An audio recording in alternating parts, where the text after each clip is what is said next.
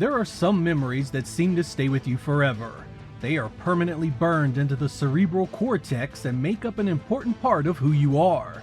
That perfectly describes my very first memory of Golden Axe. I saw this sucker in the Fun and Games arcade circa 1989 at just 14 years old.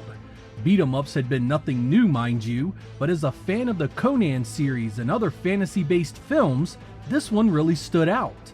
The screen-filling magic, the rideable beast, and the fantastic presentation made it appealing on a completely different level. It had been developed by Sega and uses their popular System 16 arcade technology, which at the time powered some of my favorite games. Golden Axe would see numerous home conversions back then, and while some of them looked and sounded great, none of them were spot-on perfect. But what if Golden Axe had been ported to the Neo Geo? SNK's powerhouse 16-bit titan could have easily handled it, but as I said in my Shinobi video, it's one thing to speculate about it and something else entirely to see it in practice.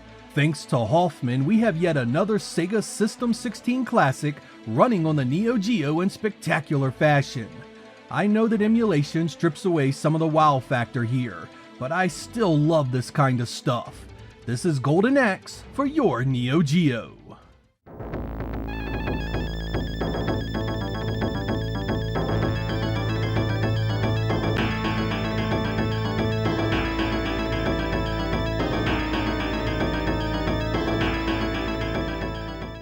If you visit the download page for this project, which I will have a link to in the description, you'll find a file that contains what you need for this to work on MAME, the Neo Geo AES, MVS, and Neo Geo CD.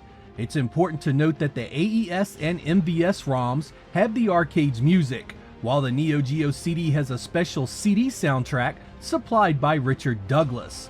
We'll talk more about that later. Starting things up, you get the same great arcade attract screen that introduces you to the main characters and the big bad guy himself, Death Adder. From there, you get a particularly bloody character select screen. Some of you may have never seen this before, but it's actually the Japanese region that does this, and it changes if you move over to the World ROM in the soft dip. The gameplay from there is exceptionally accurate. Every swing of your blade, every kick, every throw, and every dash couldn't be any closer to the arcade, even if Sega itself had done it. I played through this game with all three heroes, and once again Hoffman has done an outstanding job capturing the gameplay of this classic in all its hack and slash glory. I did notice a couple of anomalies here and there with the sound and visuals, but they are incredibly close as well. As you can see in this side-by-side, it's almost like you are looking at the very same game. This extends to the magic as well, which is just as impressive. I noticed a bit of trash at the top of some of the spells, but they still look just like you remember otherwise. The performance is also stellar 99.9% of the time. I did hit a momentary spot of slowdown I had never seen in the arcade before, but it was literally a second and a half and it was gone. The Neo Geo CD gets the previously mentioned enhanced soundtrack. Here's a small example of it for you.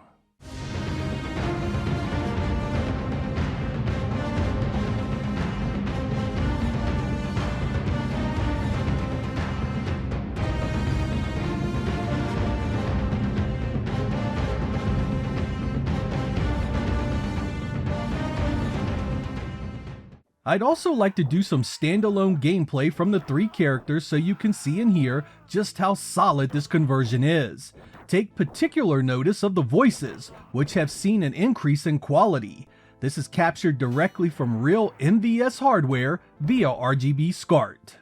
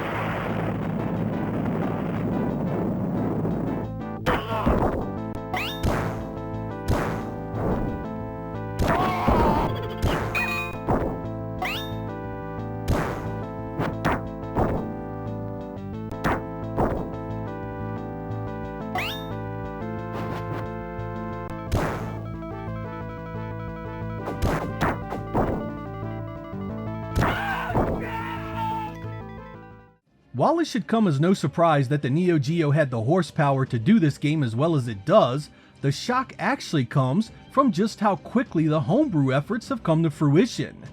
In just a few months' time, we have not one but two Sega classics running on the Neo Geo that didn't exist before. I'm not sure how this hits for the hardcore Neo Geo enthusiast, but for a Sega fan like me, it's absolutely fascinating. It's another way to enjoy these stellar games on a platform that never originally received anything like them. It opens the mind to all the other arcade games at the time and how they would have looked and run on the Neo Geo. Big hits like Street Fighter II and Mortal Kombat are perhaps the most obvious, but with adequate representation of those games on other platforms, I'll instead put out this idea. Imagine if a game that never received a home conversion before was given the tiniest bit of love. Imagine if it were 3-player co-op. Imagine, my friends, if it were a game that IP and license issues guaranteed would never ever see an officially released game again on any other hardware. The retro community has worked its magic before to right the wrongs in the hobby of gaming. This is a wrong that's now 35 years old. I'm Sega Lord X. Thank you guys for watching, and I will catch you next time.